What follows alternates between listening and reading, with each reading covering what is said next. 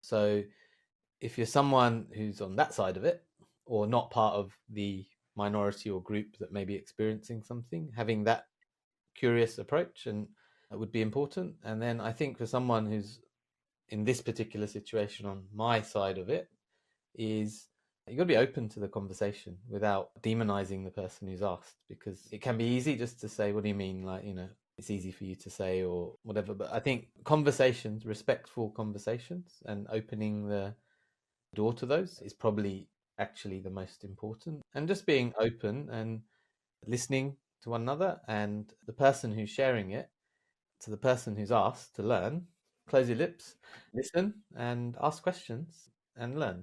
And I think that understanding is probably the foundation of anything else.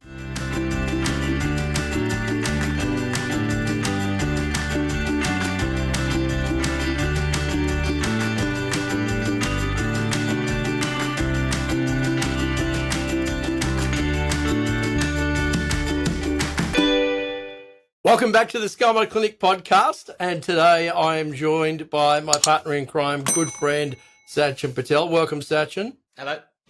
Now, today's podcast is a little bit different.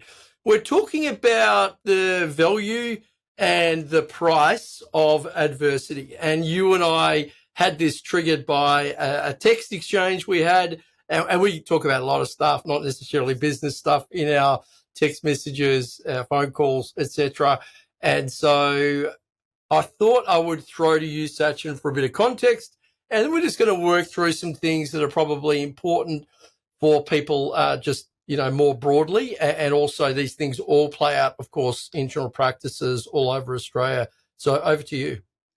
So I think just for context, I think last week, maybe I've been for my Sunday morning walk or whatever, and I normally have a chat with one of my overseas friends at that time, and I'm speaking to one of my good friends in America who said, we were talking, he's also Indian origin like me, and we were just talking about some of the things that have unfolded in recent times, unpleasant, violent things, and some of the other stuff that has been going on that's been well publicized, politically, etc. And as that happened, he asked me, like, what is your plan B?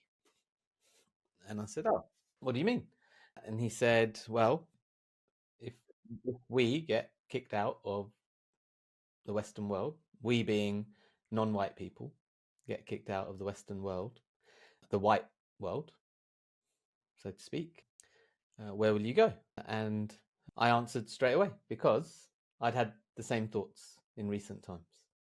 And that was probably have to go to India, probably, if we could get citizenship. There's something called Overseas Citizenship of India, OCI, and we hadn't organized that, but actually that prompted me to think, actually, we're just going to get it sorted out, just in the small eventuality that something changed in the Western world. And I think I sent that to you, and you were like, what? And then you said, I'd like to learn more. So I think that's where this conversation probably starts, right?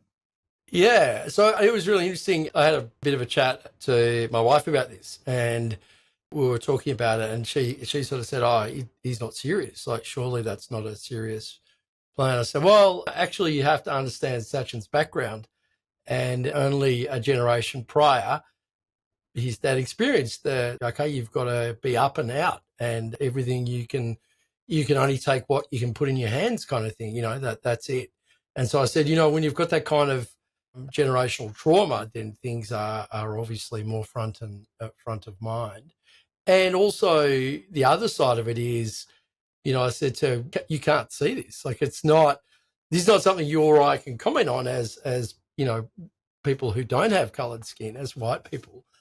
We can't have an opinion on this. We can only learn about it because by definition it's invisible. You don't see it. And what we do see is some of the really offensive rhetoric that has been around, sadly, by leaders, and that really is just outright wrong, the sort of stuff you sometimes hear come out of people's mouths, and you think, like, I'm going to swear, how fucking dare you? Like, why do you think you can speak on behalf of the rest of us with this really offensive behaviour? And so maybe we could unpack a little bit, Sachin, about even small things, right? You've got an obligation to your family. Even if you determine that something is a relatively low risk, it's a pretty serious outcome in the event that it was to transpire. So I'm really curious to learn just how does that come about, the germination of the idea? What are the conversations you've had?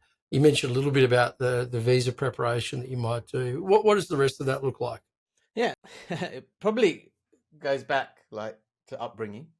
So, like you alluded to, my family, my dad was kicked out of Uganda. So he was born in Uganda, born and brought up there.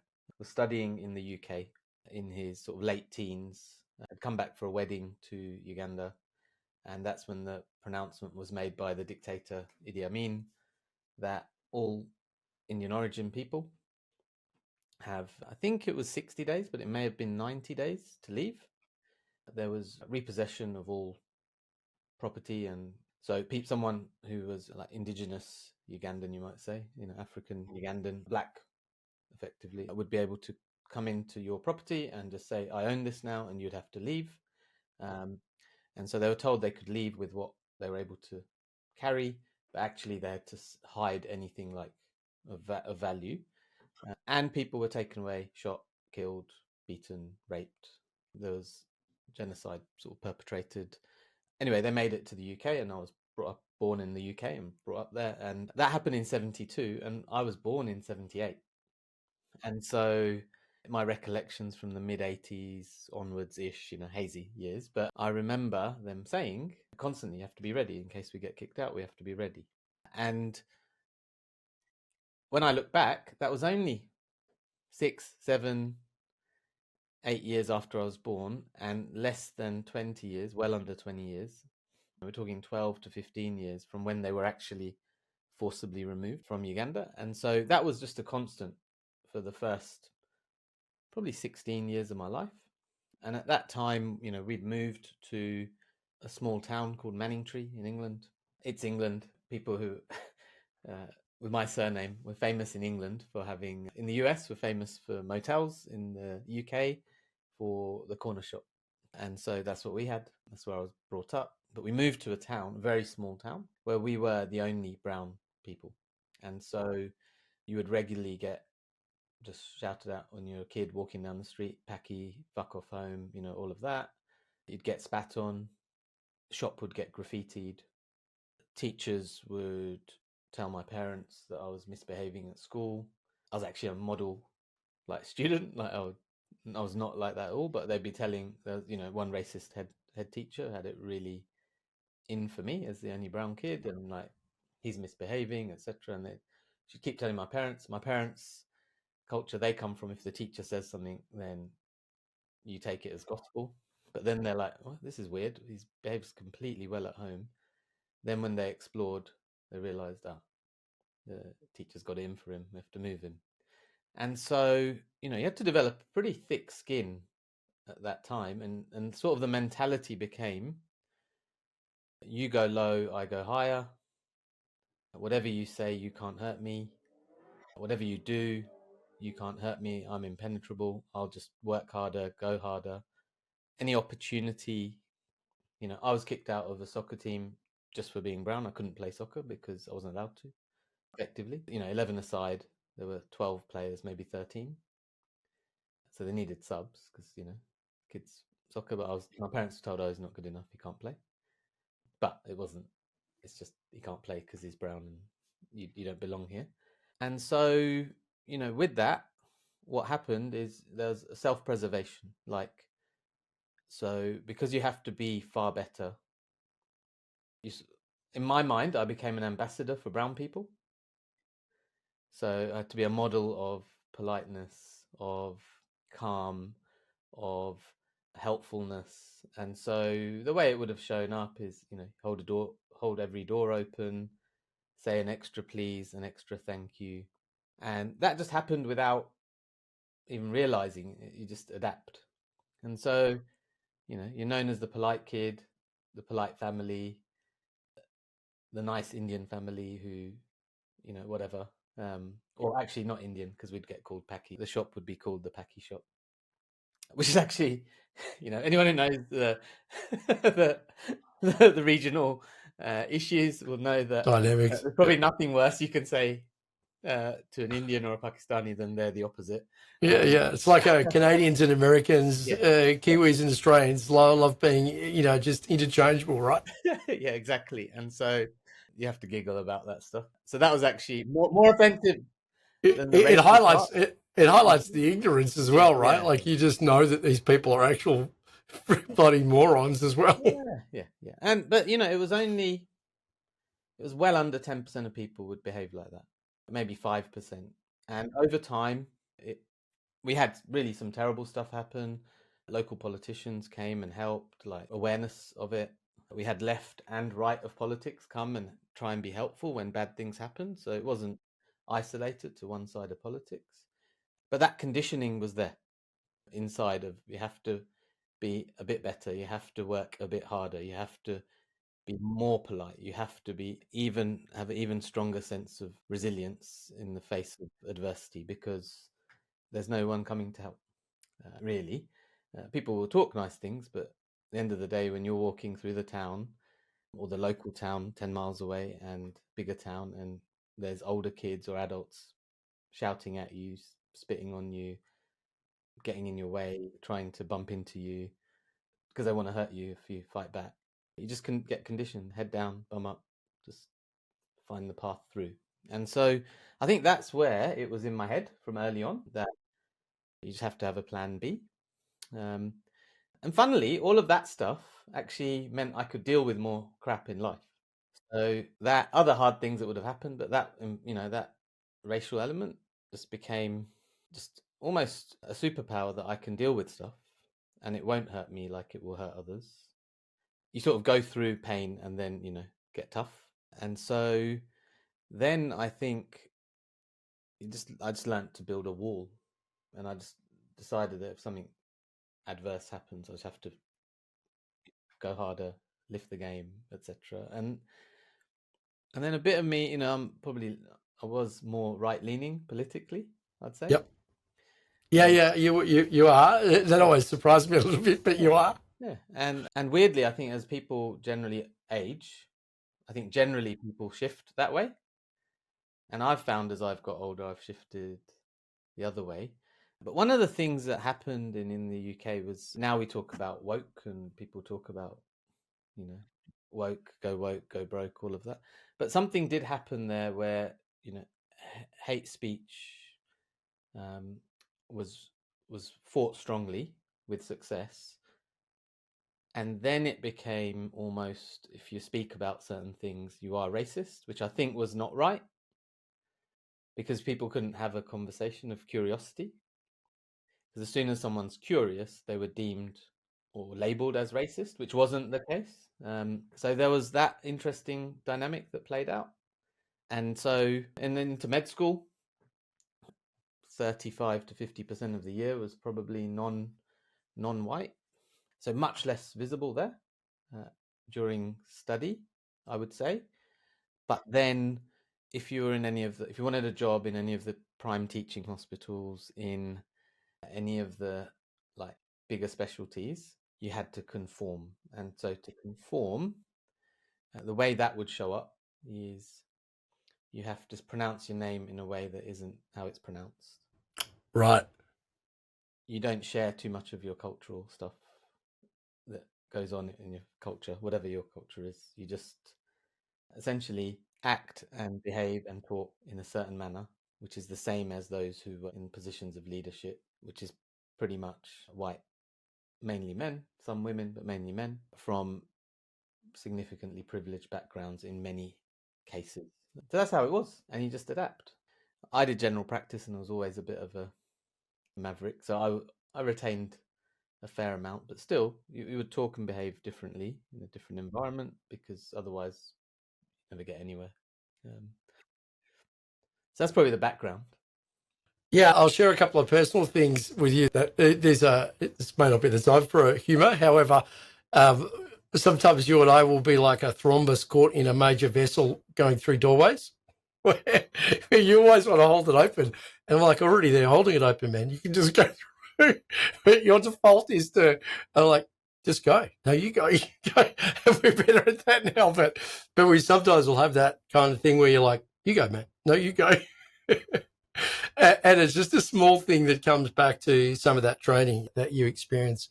Well, conditioning is a better word than training, I think. And maybe we should talk a little bit more about, I think you use this really intentionally and intelligently in terms of, how do you extract value from these experiences and kind of build a better version of you? But that has a limit, and there's a yin and yang. There's always two sides to everything. There's also a price. One of the things I'm curious about, Sachin, is having kind of built this persona of thriving on adversity. What's caused you to shift gears a little bit more recently? Is there something more broadly that's caused that, or is it an internal shift? Where does that come from? Yeah, so I think there's a couple of questions there. So probably the first bit is, how do you turn something bad into something helpful? I think that just happened just from repeated exposure to these things. I remember going to sleep and I would say a prayer. You'd wish health and happiness for all your family and friends, etc. But then the thing I would ask for myself is strength to fight whatever's going on and peace in my mind so it doesn't bother me. That's what my prayer would include each day. And so I think using that intention, that give me peace in my mind and give me strength to fight, meant that over time, that was a daily prayer. I used to pray every day. I don't so much now. And that was, I remember, like a key foundation. And then later I read a book by Viktor Frankl called Man's Search for Meaning. And for people who haven't read it, essentially, it's a true story. It's Viktor Frankl was a prisoner he was a Jewish psychologist who was psychiatrist, one or the other, who was in Auschwitz and watched his life's work he had his manuscript of his life's work get destroyed, and his whole family was exterminated, murdered. But he turned his incarceration and torture into an experiment, almost an observational experiment. And what he observed is people who could derive a meaning in their suffering came out of it stronger and were able to come through it and excel. And so when I read that, I was like, oh, I think I do some of that. And of course, I didn't suffer anywhere near the people that I just talked about. But I've learned some of those behaviors. And I think that is useful. But the problem is that turned, in my situation, and I think in people who might be in a similar situation, because you see yourself as some type of ambassador and someone who has to tolerate more than the average person. What that means is, I think it can lead to pleasing tendencies, which culturally in my background and my upbringing is a big thing. You have to please, you're taught to please. But then that's enhanced by what conditioning is. And so pleasing. And so in the workplace, as a leader, you're there to just please. But, you and I know that you cannot please all of the people all of the time. It's a no-win game, an unwinnable game. And so I think that was the big thing, as how it showed up. But there was value in it. And the ability to lift the game like that, but have the switch not to be a pleaser, would be like the optimum combination. So that's a really interesting question, Sachin. Do you think that's possible? So can those two things coexist, without each other?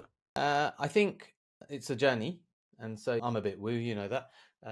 And business is a spiritual journey, which is part of life, which is I think a spiritual journey. And so I think the importance is self-awareness, to then be able to knowingly challenge the unhelpful parts of that.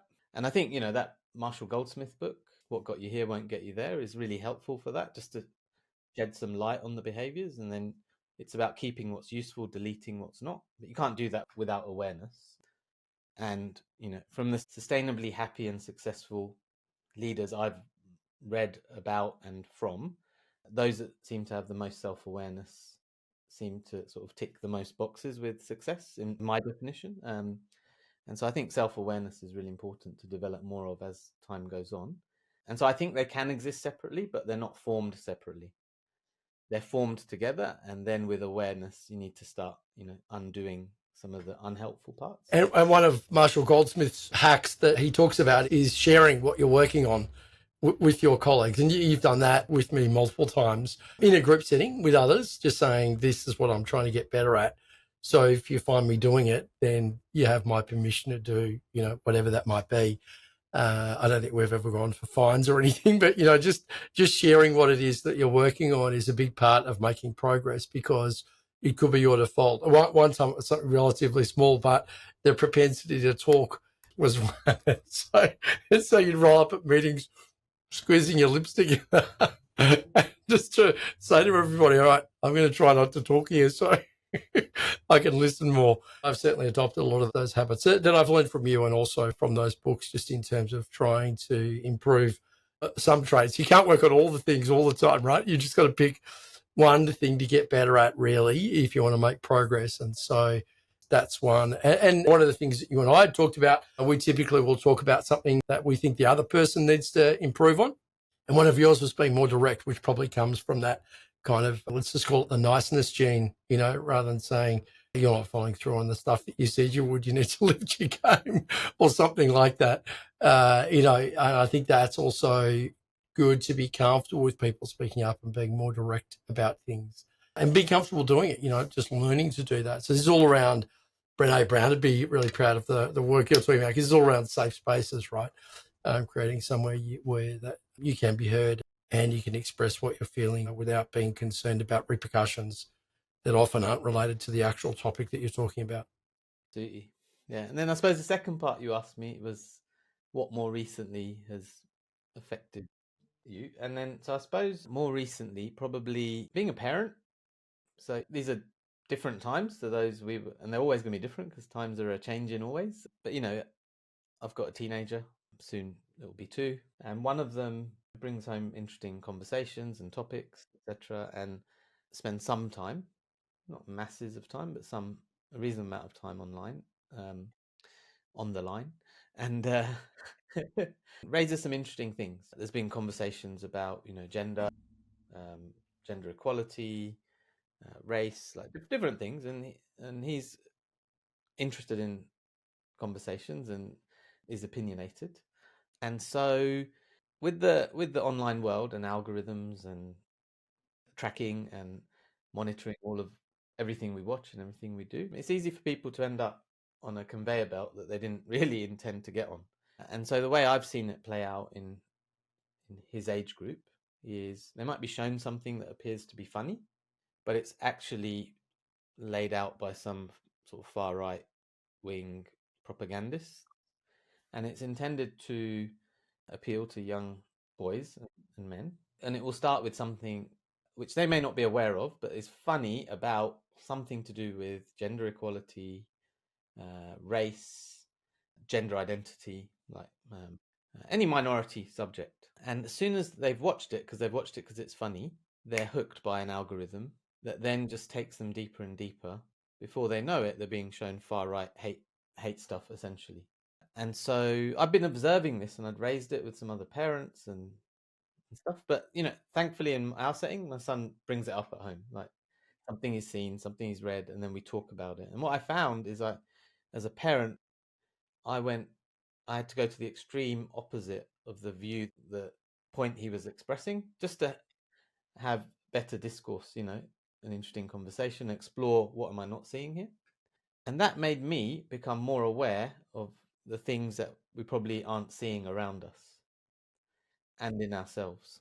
And so there's just been ongoing conversations. And then I think recently, in a lot of the Western world, starting in the US, but elsewhere, there's been a big push. We'll have seen it here in Australia with some of the marches.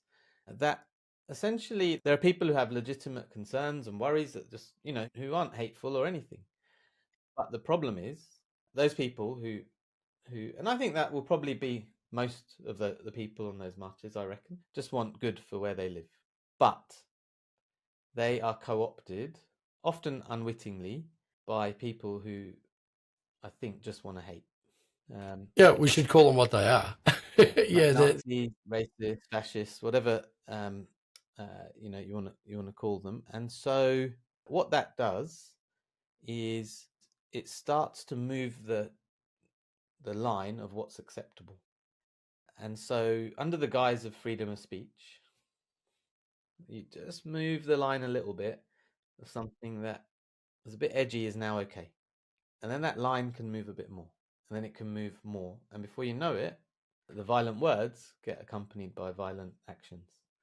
And so it's shown up, I've seen and heard of conversations amongst young people that are saying all of these minority groups, of which I'm one, should be removed, incarcerated, killed, exterminated, like the whole range. Now, once people start saying that stuff without it being challenged, then they say it more. Once you start saying it more, it becomes normal. And once you say it, then for some people, it's okay for it to happen. And so, what I noticed in myself, being more aware now than I have been in the past and when I was younger, is the way it's shown up for me is when I go to the shop, I'm extra polite because I've witnessed more in anti-Indian sentiment. When I go out or when I go to a shop, I'm extra polite to the attendant, the retail attendant. Like in every interaction, if I'm honest, I'm more conscious of being kind and polite, extra over and above, because I think it's that ambassador thing again. Like I have to be an ambassador for all brown people because otherwise the targets are going to be on us more. And then I spend some time online, not masses, but I spend some time online. There was a recent plane crash in June. The comments were good, there's less Indians in the world. It's just okay to write that by all accounts now. You see when there's a newspaper article featuring an Indian, the online comments are pretty hateful. Whether they're bots or humans, you don't know because of the propagandists that are out there. So there'll be a lot of bots doing that stuff as well. Well, all those bots have been programmed by humans, right? So, the answers are what were intended. And so, yeah, and then as I became more conscious of that, I just decided, you know what, and watching what's playing out in other places around the world, regardless of whatever your politics are, I don't think we want to see a world where I don't think anyone can actually understand unless you've been in that position and of what it's like to be that group, that minority. For me, it's color. For some, it will be women in the workforce. It might be women in the home. It might be people with different gender identities, whatever it is. Until you're in that position and you've experienced what that's like, it's hard for any of us to comment on it. And so that's probably the biggest learning as I've become more aware of my own conditioning. And it's almost like a reflex reaction of self-preservation. And so when that conversation happened with my friend about plan B, it wasn't for me like a trivial conversation. I'm like, yeah, actually probably need to have that sorted because maybe there's a 1 in X thousand chance that that's going to happen. And if we've got a plan B, then we're more likely to sort of be relatively okay. And people may laugh. Oh, there's no way people of different colors will be booted out. Well, it's happened. It's happening.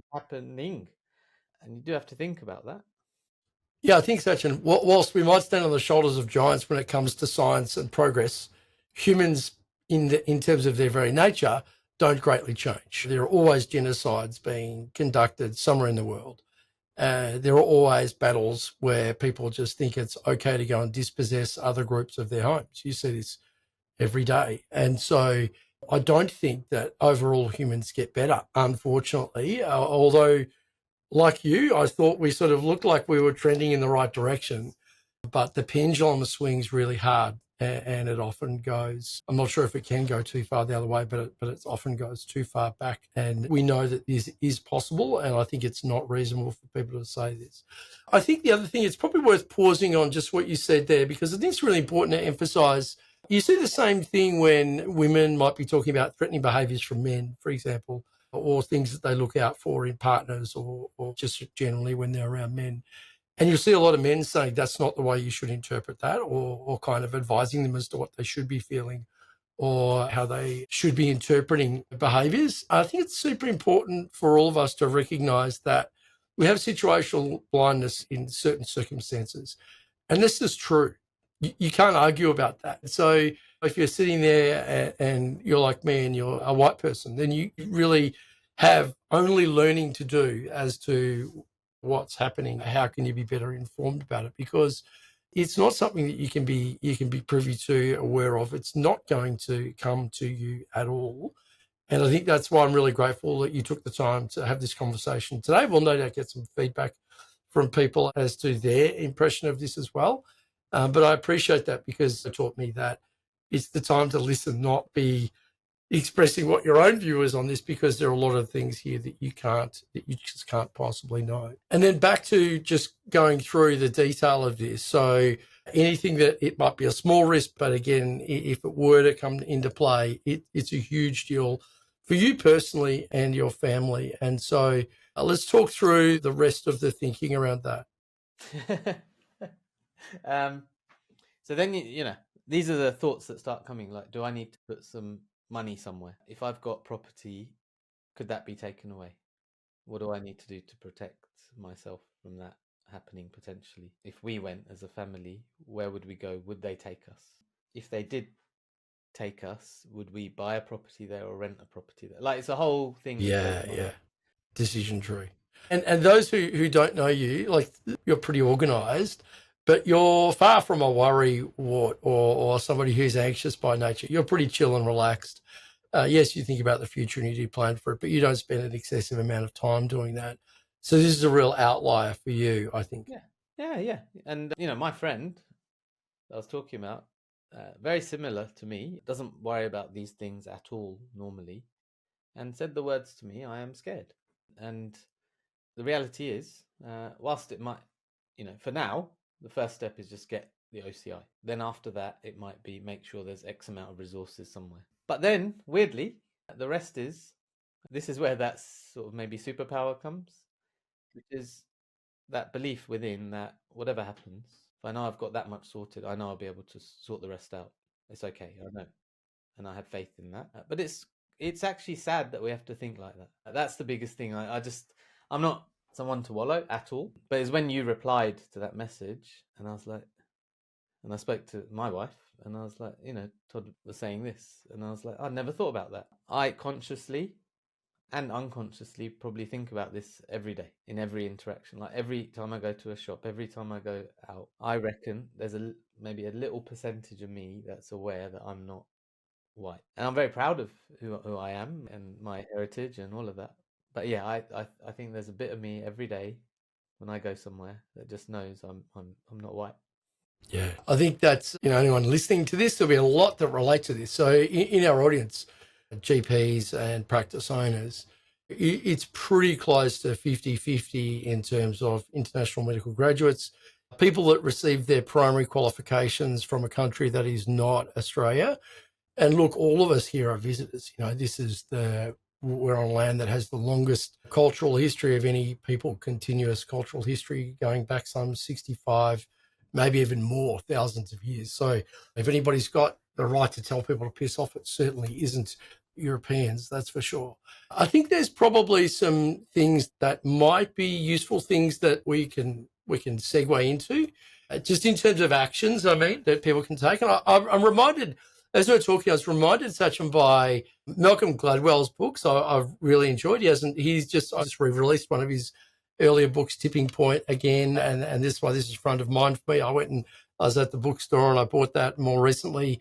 One of his books, I'm pretty sure this is in Outliers, and the story is that the Canadian Ice Hockey League, which I don't know the name of, but the person who's the commissioner for that league, so the person in charge of the league, is sitting there watching a game, and his wife is there with him, and she's looking through a roster of who's playing. It says, why are all these players born in these 3 months?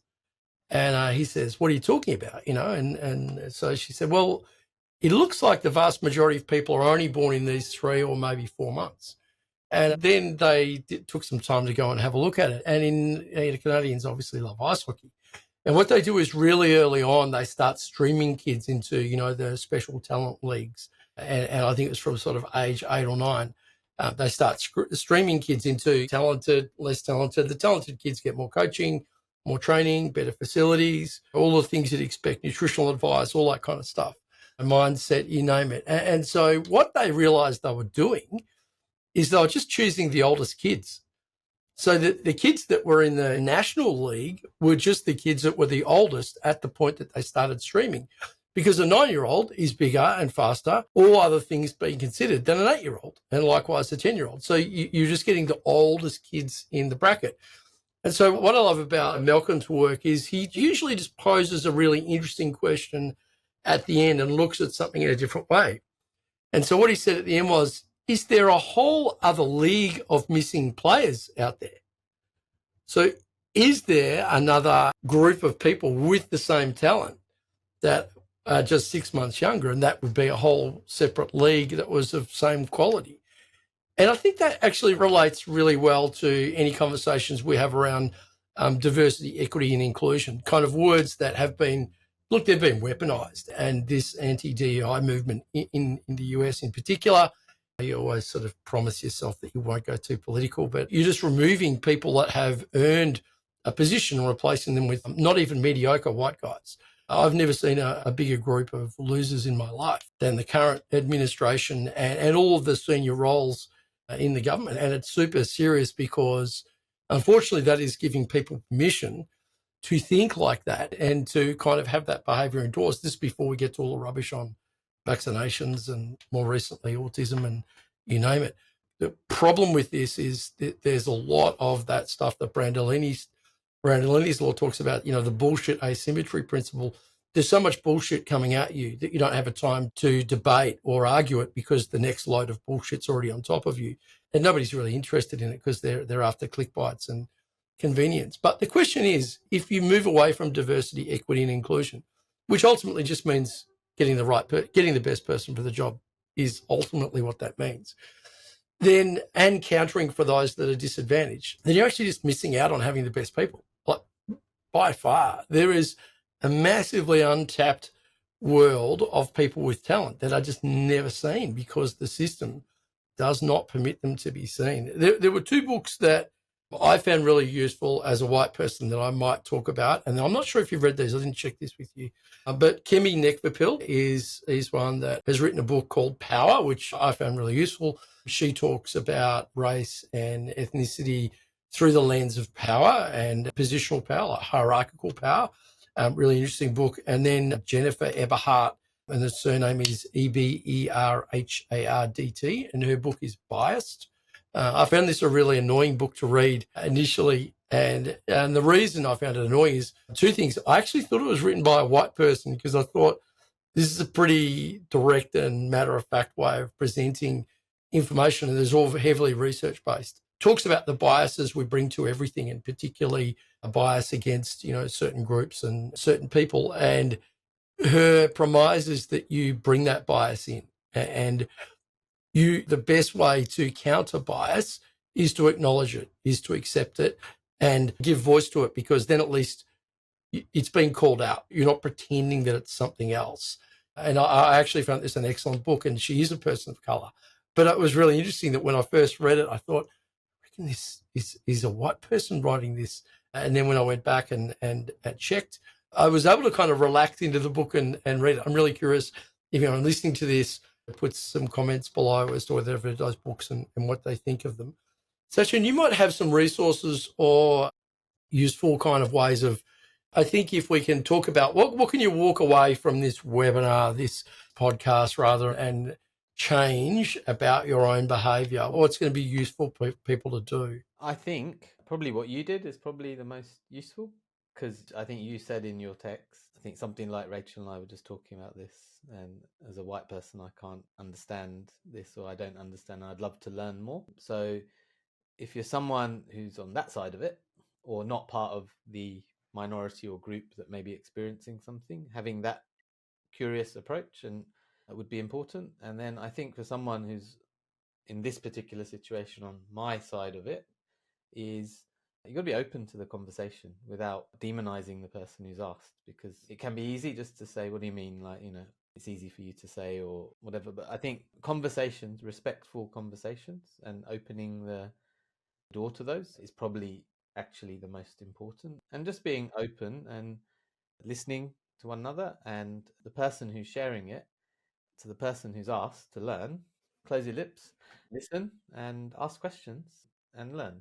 And I think that understanding is probably the foundation of anything else. And if you do experience something like some of the things I've talked about, I think there's no point approaching it back with hatred or fire, especially if it's someone who you know as a human, like know them properly. I think it's just becoming aware of what conditioning you've had, and then having more of those conversations with people that you can influence and are in your sort of circle of influence. I think it's as simple as that. I know I wish there was some major like magic trick that there was to fix this, but I don't think there is. But just you asking me that question invited me to think more about my own conditioning, because I was thinking about it, about how I would explain it to you. And that's where I became aware that in every interaction, everywhere I go, actually there's a little bit of me that knows that I'm different, and maybe a different treatment or a different approach is because of that. But then my reaction is just to go even more polite, even more calm, which I never realized that was really what I was doing.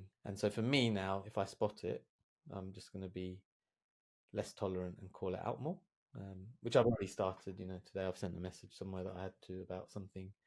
And so I'm thankful that we could have that conversation, because it's allowed me to take some actions to try and make a change. That's awesome. I think probably the other thing that we shouldn't leave this conversation without circling back to is just the conversations with our kids, and particularly teenage boys, I think seem to be more targeted to, I'm not sure if they're more targeted by social media algorithms or whether they're more susceptible to them. In the end, it's probably a little from column A, a little bit from column B, but just hear exactly what they're seeing and being exposed to, because one of the problems with, I'm just going to say the internet, is that it has many faces. And so just because you see a face that's filtered to your preferences, it might mean that this stuff is invisible to you as well. So you kind of might think, oh, my kids are on Facebook, I'm on Facebook, I know what it's like, or Instagram, or whatever that might be.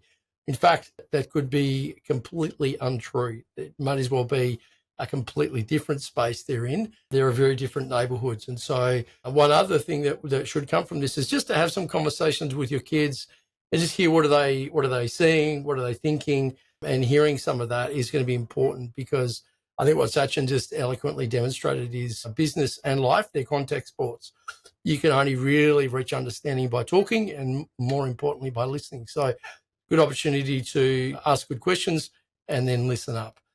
Thank you, Sachin. I really appreciate you talking about something that's a really, really highly important matter. Also one that required you to be vulnerable. I respect that and appreciate you. Cheers. Thank you. Bye. See you at the next episode.